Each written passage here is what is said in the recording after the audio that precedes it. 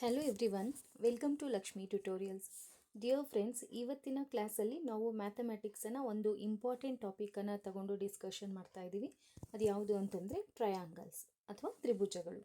ಈ ಟಾಪಿಕ್ಕು ನಾವು ಯಾವುದೇ ಎಕ್ಸಾಮನ್ನು ತಗೊಂಡಾಗ TET ಆಗಿರಬಹುದು, CTET ಆಗಿರಬಹುದು, ಹಾಗೆ GPSTR ಆಗಿರಬಹುದು, ತುಂಬಾ ಇಂಪಾರ್ಟೆಂಟ್ ಆಗಿರುತ್ತೆ ಆ್ಯಂಡ್ ತುಂಬ ಕ್ವೆಶನ್ಸು ಇದರಲ್ಲಿ ಅರೈಸ್ ಆಗುತ್ತೆ ಅಲ್ವಾ. ಸೊ ಈಗ ನಾವು ಈ ಲೆಸನ್ನನ್ನು ತಗೊಂಡಾಗ ನಮ್ಮ ಯಾವ್ಯಾವ ಟೆಕ್ಸ್ಟ್ ಬುಕ್ಕಲ್ಲಿ ಇದ್ರ ಬಗ್ಗೆ ಇನ್ಫಾರ್ಮೇಷನ್ ಇದೆ ಅಂತ ನೋಡೋದಾದರೆ 7th NCERT, ಹಾಗೆ 9th NCERT, ಹಾಗೆ 10th NCERT. ಸೊ ಈ ಮೂರು ಕ್ಲಾಸಸ್ಸಲ್ಲೂ ನಮಗೆ ಟ್ರಯಾಂಗಲ್ಸ್ ಬಗ್ಗೆ ಇದೆ. ಸೊ ಈ ಮೂರು ಕ್ಲಾಸಸ್ಸಲ್ಲಿ ಏನೆಲ್ಲ ಟಾಪಿಕ್ಸ್ ಕವರ್ ಆಗಿದೆ, ಹಾಗೆ ಯಾವೆಲ್ಲ ಡಿಫ್ರೆಂಟ್ ಥಿಯರಮ್ಸ್ ಅರೈಸ್ ಆಗಿದೆ, ಹಾಗೆ ಯಾವ ಥರ ಕ್ವೆಶನ್ಸ್ ಅರೈಸ್ ಆಗಿದೆ ಅನ್ನೋದನ್ನು ನಾವಿಲ್ಲಿ ಡಿಸ್ಕಷನ್ ಮಾಡ್ತಾ ಹೋಗೋಣ. ಮೋಸ್ಟ್ಲಿ ಟ್ರಯಾಂಗಲ್ಸ್ ಬಗ್ಗೆ ಒಂದೇ ವಿಡಿಯೋಲಿ ನಾನು ಕಂಪ್ಲೀಟಾಗಿ ಎಕ್ಸ್ಪ್ಲೈನ್ ಮಾಡೋದಕ್ಕೆ ಸಾಧ್ಯ ಇಲ್ಲ. ಸೊ ಹಾಗಾಗಿ 2 ಅಥವಾ 3 ವಿಡಿಯೋಗಳು ಇದು ತಗೊಳ್ಳುತ್ತೆ. ಸೊ ಹಾಗೆ ಇದ್ರ ಜೊತೆಗೆ ಯಾವ ಥರ ಪ್ರೀವಿಯಸ್ ಇಯರ್ ಕ್ವೆಶನ್ಸ್ ಅರೈಸ್ ಆಗಿತ್ತು ಅನ್ನೋದನ್ನು ಸಹ ನಾವಿಲ್ಲಿ ಡಿಸ್ಕಷನ್ ಮಾಡ್ತಾ ಹೋಗೋಣ. ಸೊ ಈ ವಿಡಿಯೋ ತಮ್ಮೆಲ್ಲರಿಗೂ ತುಂಬ ಯೂಸ್ಫುಲ್ ಆಗಿರುತ್ತೆ ಅಂತ ಭಾವಿಸ್ತೀನಿ. ಯೂಸ್ಫುಲ್ ಆಗಿದೆ ಅನಿಸಿದರೆ ಲೈಕ್ ಮಾಡಿ, ಶೇರ್ ಮಾಡಿ, ಹಾಗೆ ಸಬ್ಸ್ಕ್ರೈಬ್ ಮಾಡಿ ಅಂತ ಹೇಳ್ತಾ ಈ ವಿಡಿಯೋನ ಸ್ಟಾರ್ಟ್ ಮಾಡೋಣ. ಮೊದಲಿಗೆ ನಾವು 7th NCERTಯನ್ನು ತಗೊಂಡಾಗ ಏನೆಲ್ಲ ಕಾನ್ಸೆಪ್ಟ್ಸ್ ಅಲ್ಲಿ ಇದೆ ಅಂತ ನೋಡೋಣ. ತ್ರಿಭುಜಗಳಲ್ಲಿ ಯಾವ ಥರದ ವಿಧಗಳಿದ್ದಾವೆ, ತ್ರಿಭುಜದಲ್ಲಿ ಯಾವ್ಯಾವ ರೀತಿ ನಾವು ತ್ರಿಭುಜಗಳನ್ನು ಯಾವ್ಯಾವ ರೀತಿ ನಾವು ವರ್ಗೀಕರಣ ಮಾಡಬಹುದು ಅನ್ನೋದು ಅಲ್ಲಿ ಕೊಟ್ಟಿದ್ದಾರೆ. ಸೊ ತ್ರಿಭುಜಗಳನ್ನು ತಗೊಂಡಾಗ ನಾವು ಅವುಗಳ ಆ್ಯಂಗಲ್ಸ್ ಆಧಾರದ ಮೇಲೆ, ಹಾಗೆ ಸೈಡ್ಸ್ನ ಆಧಾರದ ಮೇಲೆ, ಕೋನದ ಆಧಾರದ ಮೇಲೆ, ಹಾಗೆ ಬಾಹುಗಳ ಆಧಾರದ ಮೇಲೆ ತ್ರಿಭುಜಗಳನ್ನು ಮೂರು ವಿಧಗಳಾಗಿ ಮಾಡ್ತೀವಿ. ಸೊ ಅವುಗಳ ಕೋನದ ಆಧಾರದ ಮೇಲೆ ಯಾವ ಥರದ ಟ್ರಯಾಂಗಲ್ಸ್ ಇದ್ದಾವೆ ಅಂತ ನೋಡೋದಾದರೆ acute angled triangle, right angled triangle, ಹಾಗೆ ಅಬ್ಟ್ಯೂಸ್ ಆ್ಯಂಗಲ್ಡ್ ಟ್ರಯಾಂಗಲ್, ಲಘು ಕೋನ ತ್ರಿಭುಜ, ಲಂಬ ಕೋನ ತ್ರಿಭುಜ, ಹಾಗೆ ವಿಶಾಲ ಕೋನ ತ್ರಿಭುಜ ಅಂತ 3 ವಿಧಗಳಿದ್ದಾವೆ ಕೋನದ ಆಧಾರದ ಮೇಲೆ. ಲಘು ಕೋನ ಅಂತಂದರೆ ಏನು? 90 ಡಿಗ್ರಿಗಿಂತ ಕಡಿಮೆ ಇರುವಂಥದ್ದು ಅಲ್ವಾ. ಸೊ ಲಘು ಕೋನ ಅಂತಂದರೆ ಯಾವ ಕೋನದ ಮೆಷರ್ಮೆಂಟು 90 ಡಿಗ್ರಿಗಿಂತ ಕಡಿಮೆ ಇರುತ್ತೋ ಅಂಥ ಕೋನವನ್ನು ನಾವು ಲಘು ಕೋನ ಅಂತ ಹೇಳ್ತೀವಿ. ಅಂದರೆ ಲಘು ಕೋನ ತ್ರಿಭುಜದಲ್ಲಿ, ಅಂದರೆ ಅಕ್ಯೂಟ್ ಆ್ಯಂಗಲ್ಡ್ ಟ್ರಯಾಂಗಲಲ್ಲಿ ಬರುವಂತಹ 3 ಕೋನಗಳು 90 ಡಿಗ್ರಿಗಿಂತ ಕಡಿಮೆ ಇರುತ್ತೆ. ಸೊ ಹಾಗಾಗಿ ಅದನ್ನು ನಾವೇನಂತ ಹೇಳ್ತೀವಿ? ಲಘು ಕೋನ ತ್ರಿಭುಜ ಅಥವಾ ಅಕ್ಯೂಟ್ ಆ್ಯಂಗಲ್ಡ್ ಟ್ರಯಾಂಗಲ್ ಅಂತ ಹೇಳ್ತೀವಿ. ಲಂಬಕೋನ ತ್ರಿಭುಜ ಅಂತ ತಗೊಂಡಾಗ ಲಂಬಕೋನ ಅಂತಂದರೆ 90 ಡಿಗ್ರಿ. ಸೊ ಲಂಬಕೋನ ಅಥವಾ ರೈಟ್ ಆ್ಯಂಗಲ್ ಅಂತಂದರೆ which is equal to 90 degree, 90 ಡಿಗ್ರಿಗೆ ಸಮವಾಗಿರುತ್ತೆ. ಅಂದರೆ ಲಂಬಕೋನ ತ್ರಿಭುಜದಲ್ಲಿ ಅಥವಾ ರೈಟ್ ಆ್ಯಂಗಲ್ಡ್ ಟ್ರಯಾಂಗಲಲ್ಲಿ ಒಂದು ಲಂಬಕೋನ ಇರುತ್ತೆ. ಅಂದರೆ 3 ಆ್ಯಂಗಲ್ಸು 90 ಡಿಗ್ರಿ ಇರಲ್ಲ, ಅದರಲ್ಲಿರುವಂತಹ ಒಂದು ಕೋನ 90 ಡಿಗ್ರಿ ಇರುತ್ತೆ. ಸೊ ಅಂಥ ತ್ರಿಭುಜವನ್ನು ನಾವೇನಂತ ಹೇಳ್ತೀವಿ? ಲಂಬಕೋನ ತ್ರಿಭುಜ ಅಥವಾ ರೈಟ್ ಆ್ಯಂಗಲ್ಡ್ ಟ್ರಯಾಂಗಲ್ ಅಂತ ಹೇಳ್ತೀವಿ. ಹಾಗೆ ಅಬ್ಟ್ಯೂಸ್ ಆ್ಯಂಗಲ್ಡ್ ಟ್ರಯಾಂಗಲ್ ಅಥವಾ ವಿಶಾಲ ಕೋನ ತ್ರಿಭುಜ. ವಿಶಾಲ ಕೋನ ತ್ರಿಭುಜ ಅಂತಂದರೆ ಅದರಲ್ಲಿ ಅಂದರೆ ಟ್ರಯಾಂಗಲಲ್ಲಿ ಇರುವಂತಹ ಒಂದು ಕೋನ ವಿಶಾಲ ಕೋನ ಆಗಿರುತ್ತೆ. ವಿಶಾಲ ಕೋನ ಅಂತಂದರೆ 90 ಡಿಗ್ರಿಗಿಂತ ಜಾಸ್ತಿ. ಸೊ 90 ಡಿಗ್ರಿಗಿಂತ ಜಾಸ್ತಿ ಇರುವಂತಹ ಒಂದು ಕೋನ ಇರುತ್ತೆ. 3 ಕೋನಗಳು ಅಬ್ಟ್ಯೂಸ್ ಆ್ಯಂಗಲ್ ಅಥವಾ ವಿಶಾಲ ಕೋನ ಆಗಿರಲ್ಲ. ಆ ತ್ರಿಭುಜದಲ್ಲಿರುವಂತಹ ಒಂದು ಕೋನ ಅಬ್ಟ್ಯೂಸ್ ಆ್ಯಂಗಲ್ ಆಗಿರುತ್ತೆ, ಅಂದರೆ ವಿಶಾಲ ಕೋನ 90 ಡಿಗ್ರಿಗಿಂತ ಜಾಸ್ತಿ ಇರುತ್ತೆ. ಸೊ ಅಂಥ ತ್ರಿಭುಜವನ್ನು ಏನಂತ ಹೇಳ್ತೀವಿ? ವಿಶಾಲ ಕೋನ ತ್ರಿಭುಜ ಅಂತ ಹೇಳ್ತೀವಿ. ಸೊ ಈ ರೀತಿಯಾಗಿ ಆ ತ್ರಿಭುಜದಲ್ಲಿನ ಕೋನಗಳ ಆಧಾರದ ಮೇಲೆ ತ್ರಿಭುಜವನ್ನು 3 ರೀತಿಯಾಗಿ ವರ್ಗೀಕರಣ ಮಾಡ್ತೀವಿ. ಒಂದು ಲಘುಕೋನ ತ್ರಿಭುಜ, ಮತ್ತೊಂದು ಲಂಬಕೋನ ತ್ರಿಭುಜ, ಮತ್ತೊಂದು ವಿಶಾಲ ಕೋನ ತ್ರಿಭುಜ. ಲಘುಕೋನ ತ್ರಿಭುಜದಲ್ಲಿ ಇರುವಂತಹ 3 ಕೋನಗಳು ಲಘು ಕೋನಗಳಾಗಿರ್ತವೆ, ಅಂದರೆ 90 ಡಿಗ್ರಿಗಿಂತ ಕಡಿಮೆ ಇರ್ತವೆ. ಹಾಗೆ ಲಂಬಕೋನ ತ್ರಿಭುಜದಲ್ಲಿ ಆ ತ್ರಿಭುಜದಲ್ಲಿರುವಂತಹ ಒಂದು ಕೋನ 90 ಡಿಗ್ರಿ ಆಗಿರುತ್ತೆ. ವಿಶಾಲ ಕೋನ ತ್ರಿಭುಜದಲ್ಲಿ 3 ಕೋನಗಳಲ್ಲಿ, ಅಂದರೆ ಆ ತ್ರಿಭುಜದಲ್ಲಿರುವಂತಹ 3 ಕೋನಗಳಲ್ಲಿ ಯಾವುದಾದ್ರೂ ಒಂದು ಕೋನ ವಿಶಾಲ ಕೋನವಾಗಿರುತ್ತೆ, ಅಂದರೆ 90 ಡಿಗ್ರಿಗಿಂತ ಜಾಸ್ತಿ ಇರುತ್ತೆ. ಓಕೆ, ಈಗ ತ್ರಿಭುಜದ ಬಾಹುಗಳ ಆಧಾರದ ಮೇಲೆ ಯಾವ ಥರದ ವಿಧಗಳಿದ್ದಾವೆ ಅನ್ನೋದನ್ನು ನೋಡೋಣ. Types of triangles based on sides. ಬಾಹುಗಳ ಆಧಾರದ ಮೇಲೆ ತ್ರಿಭುಜದ ವಿಧಗಳು, ಅಂದರೆ ತ್ರಿಭುಜದಲ್ಲಿರುವ 3 ಬಾಹುಗಳ ಆಧಾರದ ಮೇಲೆ ನಾವು ತ್ರಿಭುಜಗಳನ್ನು 3 ವಿಧಗಳಾಗಿ ವರ್ಗೀಕರಣ ಮಾಡ್ತೀವಿ. ಯಾವ್ಯಾವವು ಅಂತಂದರೆ ಸಮಬಾಹು ತ್ರಿಭುಜ, ಸಮದ್ವಿಬಾಹು ತ್ರಿಭುಜ, ಹಾಗೆ ಅಸಮಬಾಹು ತ್ರಿಭುಜ, equilateral triangle, isosceles triangle, scalene triangle ಅಂತ. ಸಮಬಾಹು ತ್ರಿಭುಜ ಅಂದರೆ ತ್ರಿಭುಜದಲ್ಲಿರುವ 3 ಬಾಹುಗಳು ಸಮವಾಗಿರ್ತವೆ, ಅಂದರೆ ತ್ರಿಭುಜದಲ್ಲಿರುವ ಎಲ್ಲ ಬಾಹುಗಳು ಸಹ ಸಮವಾಗಿರುತ್ತವೆ. ಸಪೋಸ್ 5 ಸೆಂಟಿಮೀಟರ್ ಇದೆ ಅಂತಂದರೆ ಮತ್ತೊಂದು 5 ಸೆಂಟಿಮೀಟರ್, ಹಾಗೆ ಇನ್ನೊಂದು ಸಹ 5 ಸೆಂಟಿಮೀಟರ್. ಹೀಗೆ 3 ಬಾಹುಗಳು ಸಮವಾಗಿದ್ದಾಗ ಅದನ್ನು ನಾವು ಸಮಬಾಹು ತ್ರಿಭುಜ ಅಂತ ಹೇಳ್ತೀವಿ. ಹಾಗೆ ಇನ್ನೊಂದು ಯಾವುದು ಅಂತಂದರೆ ಸಮದ್ವಿಬಾಹು ತ್ರಿಭುಜ. ದ್ವಿ ಅಂತಂದರೆ 2. ಸೊ ಸಮದ್ವಿಬಾಹು ತ್ರಿಭುಜ ಅಂತಂದರೆ ತ್ರಿಭುಜದಲ್ಲಿ 2 ಬಾಹುಗಳು ಸಮವಾಗಿರ್ತವೆ. ಸೊ ಅಂಥ ತ್ರಿಭುಜವನ್ನು ನಾವೇನಂತ ಹೇಳ್ತೀವಿ? ಸಮದ್ವಿಬಾಹು ತ್ರಿಭುಜ ಅಂತ ಹೇಳ್ತೀವಿ. ಹಾಗೆ ಸ್ಕೆಲೀನ್ ಟ್ರಯಾಂಗಲ್ ಅಂತಂದರೆ ಸ್ಕೆಲೀನ್ ಟ್ರಯಾಂಗಲಲ್ಲಿ ತ್ರಿಭುಜದಲ್ಲಿರುವ 3 ಬಾಹುಗಳ ಮೆಷರ್ಮೆಂಟ್ ಏನಿರುತ್ತೆ ಅದು ಡಿಫ್ರೆಂಟ್ ಆಗಿರುತ್ತೆ, ಸಮವಾಗಿರೋದಿಲ್ಲ. ಒಂದೊಂದು ಮೆಷರ್ಮೆಂಟನ್ನು ಒಳಗೊಂಡಿರುತ್ತೆ. ಸಪೋಸ್ 3 ಸೆಂಟಿಮೀಟರ್ ಆದರೆ 4 ಸೆಂಟಿಮೀಟರ್, ಹಾಗೆ ಇನ್ನೊಂದು 5 ಸೆಂಟಿಮೀಟರ್. ಈಗ ಈ ತ್ರಿಭುಜವನ್ನು ತಗೊಂಡಾಗ ಒಂದೊಂದು ಬಾಹು ಒಂದೊಂದು ಅಳತೆಯನ್ನು ಹೊಂದಿದೆ. ಸೊ ಇಂಥ ತ್ರಿಭುಜವನ್ನು ಏನಂತ ಹೇಳ್ತೀವಿ? ನಾವು ಅಸಮಬಾಹು ತ್ರಿಭುಜ ಅಥವಾ ಸ್ಕೆಲೀನ್ ಟ್ರಯಾಂಗಲ್ ಅಂತ ಹೇಳ್ತೀವಿ. ಹಾಗೆ 3 ಬಾಹುಗಳು ಸಮವಾಗಿದ್ದಾಗ ಅದನ್ನು ನಾವು ಸಮಬಾಹು ತ್ರಿಭುಜ ಅಂತ ಹೇಳ್ತೀವಿ ಅಥವಾ ಈಕ್ವಿಲ್ಯಾಟ್ರಲ್ ಟ್ರಯಾಂಗಲ್ ಅಂತ ಹೇಳ್ತೀವಿ. ಹಾಗೆ ಸಮದ್ವಿಬಾಹು ತ್ರಿಭುಜ ಅಂತಂದರೆ 2 ಬಾಹುಗಳು ಸಮ ಇದ್ದರೆ ಅದನ್ನು ನಾವು ಸಮದ್ವಿಬಾಹು ತ್ರಿಭುಜ ಅಂತ ಹೇಳ್ತೀವಿ. ಓಕೆ, ಇಷ್ಟೊತ್ತು ನಾವು ತ್ರಿಭುಜಗಳನ್ನು ಯಾವ ರೀತಿಯಾಗಿ ವರ್ಗೀಕರಣ ಮಾಡಿದ್ವಿ, ಕೋನದ ಅಳತೆ ಮೇಲೆ ಹಾಗೆ ಆ ಬಾಹುಗಳ ಅಳತೆ ಮೇಲೆ ಅನ್ನೋದನ್ನು ನೋಡಿದ್ವಿ. ಈಗ ತ್ರಿಭುಜದಲ್ಲಿ ಬರುವಂತಹ 2 ಇಂಪಾರ್ಟೆಂಟ್ ಪದಗಳನ್ನು ನಾವಿಲ್ಲಿ ಗಮನಿಸಬೇಕಾಗತ್ತೆ. ಯಾವುದದು ಅಂತಂದರೆ ಒಂದು ಮಧ್ಯರೇಖೆ, ಮತ್ತೊಂದು ತ್ರಿಭುಜದ ಎತ್ತರ, ಮೀಡಿಯನ್ ಅಥವಾ ಇನ್ನೊಂದು ಯಾವುದು ಅಂತಂದರೆ ಆಲ್ಟಿಟ್ಯೂಡ್ ಆಫ್ ಅ ಟ್ರಯಾಂಗಲ್.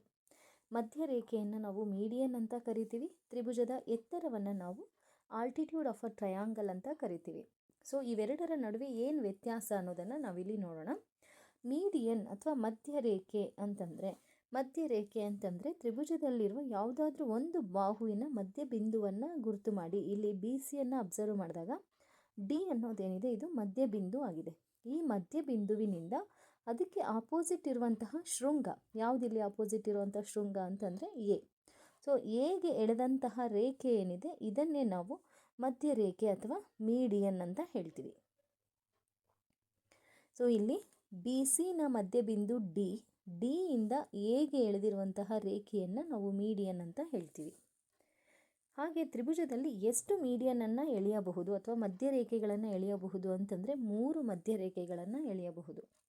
ಇದೇ ಥರ ನಾವಿಲ್ಲಿ ಹೇಗೆ ಬಿ ಸಿನ ಮಧ್ಯಬಿಂದುವನ್ನು ಮಾರ್ಕ್ ಮಾಡಿಕೊಂಡು ಮಧ್ಯರೇಖೆಯನ್ನು ಎಳೆದಿದ್ದೇವೋ ಅದೇ ಥರ ನಾವೇನು ಮಾಡ್ಬೋದು, ಎ ಸಿನ ಮಧ್ಯಬಿಂದುವನ್ನು ಮಾರ್ಕ್ ಮಾಡಿ, ಎ ಸಿನ ಮಧ್ಯಬಿಂದುವನ್ನು ನಾವು ಇ ಅಂತ ಮಾರ್ಕ್ ಮಾಡೋಣ ಇಲ್ಲಿ. ಸೊ ಇ ಅಂತ ಮಾರ್ಕ್ ಮಾಡಿ, ಇಗೆ ಆಪೋಸಿಟ್ ಇರುವಂಥ ಶೃಂಗ ಯಾವುದು? ಇಲ್ಲಿ ಬಿ. ಸೊ ಇ ಇಂದ ಬಿಗೆ ಎಳೆದಂತಹ ರೇಖೆ ಏನಿದೆ ಇದು ಮತ್ತೊಂದು ಮಧ್ಯರೇಖೆ. ಅದೇ ಥರ ಇನ್ನೊಂದು ಬಾಹು ಇಲ್ಲಿ ಎ ಬಿ ಇದೆ ಅಲ್ವಾ? ಸೊ ಎ ಬಿನ ಮಧ್ಯಬಿಂದುವನ್ನು ಮಾರ್ಕ್ ಮಾಡೋಣ. ಇದನ್ನು ನಾವು ಎಫ್ ಅಂತ ಮಾರ್ಕ್ ಮಾಡೋಣ. ಸೊ ಎಫ್ ಇಂದ ಅದಕ್ಕೆ ಆಪೋಸಿಟ್ ಇರುವಂತಹ ಶೃಂಗ ಯಾವುದಿಲ್ಲಿ? ಸಿ. ಸೊ ಎಫ್ ಇಂದ ಸಿಗೆ ಎಳೆದಂತಹ ರೇಖೆ ಏನಿದೆ ಇದು ಮತ್ತೊಂದು ಮೀಡಿಯನ್ ಆಗಿದೆ. ಸೊ ಈ ಥರ ನಾವೇನು ಮಾಡಬಹುದು, ಪ್ರತಿಯೊಂದು ಬಾಹುವಿನ ಮಧ್ಯಬಿಂದುವನ್ನು ಮಾರ್ಕ್ ಮಾಡಿಕೊಂಡು ಆ ಮಧ್ಯಬಿಂದುವಿನಿಂದ ಅದಕ್ಕೆ ವಿರುದ್ಧವಾಗಿರುವಂತಹ ಶೃಂಗಕ್ಕೆ ಎಳೆದಂತಹ ರೇಖೆಯನ್ನು ನಾವೇನಂತ ಹೇಳ್ತೀವಿ? ಮೀಡಿಯನ್ ಅಥವಾ ಮಧ್ಯ ರೇಖೆ ಅಂತ ಹೇಳ್ತೀವಿ. ತ್ರಿಭುಜದ ಎತ್ತರ ಅಂತಂದರೆ ಇಲ್ಲಿರುವಂಥ ಚಿತ್ರವನ್ನು ಗಮನಿಸಿದಾಗ ಇಲ್ಲಿ ಬಿ ಸಿ ಬಾಹುವಿನಿಂದ ಎ ಬಿಂದುವಿಗೆ ಅಥವಾ ಎ ಶೃಂಗಕ್ಕೆ ಅನೇಕ ರೇಖೆಗಳನ್ನು ಇಲ್ಲಿ ಎಳೆದಿದ್ದಾರೆ ಅಲ್ವಾ? ಸೊ ಈ ಎಲ್ಲ ರೇಖೆಗಳನ್ನು ಗಮನಿಸಿದಾಗ ಯಾವ ರೇಖೆ ಬಿ ಸಿಗೆ ಲಂಬವಾಗಿದೆ ಅಂದರೆ ಪರ್ಪೆಂಡಿಕ್ಯುಲರ್ ಆಗಿದೆ ಅಂತಂದರೆ ಅದು ಎ ಎಲ್. ಎ ಎಲ್ ಅನ್ನೋದು ಬಿ ಸಿನ ಪರ್ಪೆಂಡಿಕ್ಯುಲರ್ ಆಗಿದೆ. ಸೊ ಹೀಗೆ ಎಳೆದಂತಹ ಪರ್ಪೆಂಡಿಕ್ಯುಲರ್ ಏನಿದೆ ಇದನ್ನೇ ನಾವು ತ್ರಿಭುಜದ ಎತ್ತರ ಅಥವಾ ಆಲ್ಟಿಟ್ಯೂಡ್ ಆಫ್ ಅ ಟ್ರಯಾಂಗಲ್ ಅಂತ ಹೇಳ್ತೀವಿ. ಸೊ ಈ ಚಿತ್ರವನ್ನು ಗಮನಿಸಿದಾಗ ಬಿ ಸಿಗೆ ಯಾವ ರೇಖೆ ಲಂಬವಾಗಿದೆ ಅಥವಾ ಪರ್ಪೆಂಡಿಕ್ಯುಲರ್ ಆಗಿದೆ ಅಂತಂದರೆ ಅದು ಎ ಎಲ್ ರೇಖೆ. ಸೊ ಈ ಎ ಎಲ್ ರೇಖೆ ಏನಿದೆ ಇದನ್ನೇ ನಾವು ತ್ರಿಭುಜದ ಎತ್ತರ ಅಥವಾ ಆಲ್ಟಿಟ್ಯೂಡ್ ಆಫ್ ಅ ಟ್ರಯಾಂಗಲ್ ಅಂತ ಕರಿತೀವಿ. ಸೊ ಇಲ್ಲಿ ಒಂದು ತ್ರಿಭುಜಕ್ಕೆ ಎಷ್ಟು ಎತ್ತರವನ್ನು ಎಳೆಯಬಹುದು ಅಥವಾ ಆಲ್ಟಿಟ್ಯೂಡನ್ನು ಎಳೆಯಬಹುದು ಅಂತಂದರೆ ಸೇಮ್ ಇಲ್ಲೂ ಸಹ 3 ರೇಖೆಗಳನ್ನು ನಾವಿಲ್ಲಿ ಎಳೆಯಬಹುದು ಪರ್ಪೆಂಡಿಕ್ಯುಲರ್ ಆಗಿ. ಓಕೆ, ಸೊ ಇದು ಮಧ್ಯರೇಖೆ ಹಾಗೆ ತ್ರಿಭುಜದ ಎತ್ತರಕ್ಕಿರುವಂತಹ ವ್ಯತ್ಯಾಸ. ಮಧ್ಯರೇಖೆ ಅಂತಂದರೆ ಒಂದು ಬಾಹುವಿನ ಮಧ್ಯ ಬಿಂದುವಿನಿಂದ ಅದಕ್ಕೆ ವಿರುದ್ಧವಾಗಿರುವಂತಹ ಶೃಂಗಕ್ಕೆ ಎಳೆದಂತಹ ರೇಖೆ. ಹಾಗೆ ತ್ರಿಭುಜದ ಎತ್ತರ ಅಂತಂದರೆ ಒಂದು ಬಾಹುವಿನಿಂದ ಮತ್ತೊಂದು ಅದಕ್ಕೆ ಅಪೋಸಿಟ್ ಇರುವಂತಹ ಶೃಂಗಕ್ಕೆ ಎಳೆದಂತಹ ಒಂದು ಪರ್ಪೆಂಡಿಕ್ಯುಲರ್ ರೇಖೆ ಅಥವಾ ಲಂಬ ರೇಖೆ, ಇದನ್ನೇ ನಾವು ಎತ್ತರ ಅಂತ ಹೇಳ್ತೀವಿ. ಓಕೆ, ಈಗ ತ್ರಿಭುಜದ ಒಂದಷ್ಟು ಪ್ರಾಪರ್ಟೀಸನ್ನು ನೋಡ್ತಾ ಹೋಗೋಣ. ಮೊದಲನೇ ಪ್ರಾಪರ್ಟಿ ಏನು ಅಂತಂದರೆ, ತ್ರಿಭುಜದ ಒಂದು ಬಾಹ್ಯ ಕೋನವು ಅದರ ಅಂತರಾಭಿಮುಖ ಕೋನಗಳ ಮೊತ್ತಕ್ಕೆ ಸಮವಾಗಿರುತ್ತದೆ ಅಂತ. ಸೊ ಒಂದು ತ್ರಿಭುಜ ಅಂತ ತಗೊಂಡಾಗ ಇಲ್ಲಿ ತ್ರಿಭುಜ ಎ ಬಿ ಸಿ ಅನ್ನು ತಗೊಂಡಿದ್ದೀನಿ. ಸೊ ಇಲ್ಲಿ ಬಾಹ್ಯ ಕೋನ ಅಂತಂದರೆ ಯಾವುದು? ತ್ರಿಭುಜದ ಮೂರು ಕೋನಗಳು ಗೊತ್ತಿದೆ ನಮಗೆ ಅಲ್ವಾ? ಸೊ ಇಲ್ಲಿ ಮಾರ್ಕ್ ಮಾಡಿದ್ರೆ ಅದನ್ನು ನಾವು ತ್ರಿಭುಜದ ಮೂರು ಕೋನಗಳು ಅಂತ ಹೇಳ್ತೀವಿ. ಇದು ಕೋನ ಎ, ಕೋನ ಬಿ, ಹಾಗೆ ಕೋನ ಸಿ. ಸೊ ಇಲ್ಲಿ ನಾವೇನು ಮಾರ್ಕ್ ಮಾಡಿದ್ದೀವಲ್ಲ ಆ ಕೋನಗಳನ್ನು ನಾವು ಅಂತರ್ಕೋನಗಳು ಅಂತ ಹೇಳ್ತೀವಿ. ಬಾಹ್ಯ ಕೋನ ಅಂತಂದರೆ ಏನು? ಬಾಹ್ಯ ಕೋನ ಅಂತಂದರೆ ಪ್ರತಿಯೊಂದು ಬಾಹುಗಳೇನಿದ್ದಾವೆ ಇಲ್ಲಿ ಆ ಬಾಹುಗಳನ್ನು ಎಕ್ಸ್ಟೆಂಡ್ ಮಾಡಿದಾಗ, ಸೊ ಇಲ್ಲಿ ಬಿ ಸಿ ಬಾಹುವನ್ನು ನಾನೇನು ಮಾಡ್ತೀನಿ, ಇಲ್ಲಿವರೆಗೂ ಎಕ್ಸ್ಟೆಂಡ್ ಮಾಡ್ತೀನಿ, ಡಿವರೆಗೂ ಎಕ್ಸ್ಟೆಂಡ್ ಮಾಡ್ತೀನಿ. ಆಗ ಇಲ್ಲೊಂದು ಕೋನ ಉಂಟಾಗುತ್ತಲ್ಲ, ಇದನ್ನು ಬಾಹ್ಯ ಕೋನ ಅಂತ ಹೇಳ್ತೀವಿ. ಇಲ್ಲಿ ನಾನು 1 ಅಂತ ಮಾರ್ಕ್ ಮಾಡಿದ್ದೀನಲ್ಲ, ಸೊ ಇದನ್ನು ಬಾಹ್ಯ ಕೋನ ಅಂತ ಹೇಳ್ತೀವಿ. ಅದೇ ಥರ ಎ ಸಿ ಬಾಹು ಏನಿದೆ ಇದನ್ನು ಅದೇ ಡೈರೆಕ್ಷನಲ್ಲಿ ಹಿಂಗೆ ಎಕ್ಸ್ಟೆಂಡ್ ಮಾಡಿದಾಗ ಉಂಟಾಗುವಂಥ ಕೋನ ಏನಿದೆ ಇದು ಮತ್ತೊಂದು ಬಾಹ್ಯ ಕೋನ.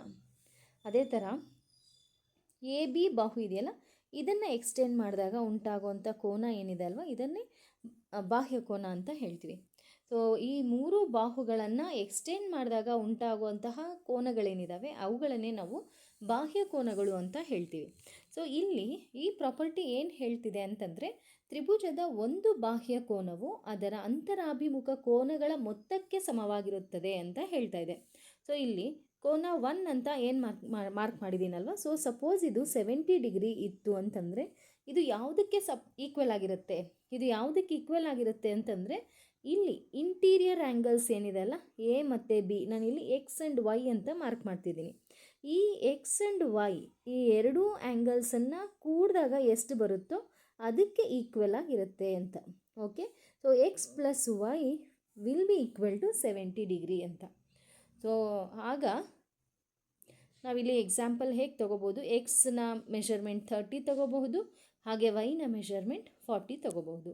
ಹಾಗೆ ಒಂದು ತ್ರಿಭುಜದ ಒಂದು ಬಾಹ್ಯ ಕೋನ ಯಾವುದಕ್ಕೆ ಸಮವಾಗಿರುತ್ತೆ ಅಂತಂದರೆ ಈ ಕೋನಕ್ಕೆ ಅಂತರಾಭಿಮುಖ ಕೋನಗಳು ಅಂತಂದರೆ ಒಳಗಡೆ ಇರುವಂತಹ ಆಪೋಸಿಟ್ ಆ್ಯಂಗಲ್ಸ್ ಏನಿದ್ದಾವೆ ಇವುಗಳನ್ನು ಅಂತರಾಭಿಮುಖ ಕೋನಗಳು ಅಂತ ಹೇಳ್ತೀವಿ.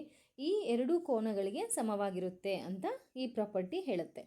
ಸೊ ಈ ಪ್ರಾಪರ್ಟಿ ಪ್ರಕಾರ ಏನು ಹೇಳುತ್ತೆ ಅಂತಂದರೆ, ತ್ರಿಭುಜದ ಒಂದು ಬಾಹ್ಯ ಕೋನವು ಅದರ ಅಂತರಾಭಿಮುಖ ಕೋನಗಳ ಮೊತ್ತಕ್ಕೆ ಸಮವಾಗಿರುತ್ತದೆ ಅಂತ. ಅಂತರಾಭಿಮುಖ ಕೋನಗಳು ಅಂತಂದರೆ ಈ ಬಾಹ್ಯ ಕೋನಕ್ಕೆ ವಿರುದ್ಧವಾಗಿರುವಂತಹ ಒಳಗಡೆ ಇರುವಂಥ ಕೋನಗಳು ಅಂದರೆ ಅಂತರ್ಕೋನಗಳು.